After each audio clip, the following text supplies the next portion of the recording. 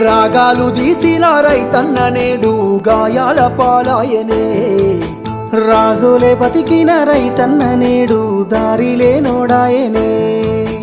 రాగాలు తీసిన రైతన్న నేడు గాయాల పాలాయనే, రాజులే బతికిన రైతన్న నేడు దారిలే నోడాయనే. నాడు పచ్చని పంటల్లో నెలవంక తీరు నిలిసిన రైతన్న, వాడిపోయి నేడు రాలిపోతున్నాడు ఎవ్వరి పాపమన్నా. దేశానికే తిండి పెట్టేటి రైతు చేతులెత్తి వేడుకుంటుండు నేడు, చేతులెత్తి వేడుకుంటుండు నేడు.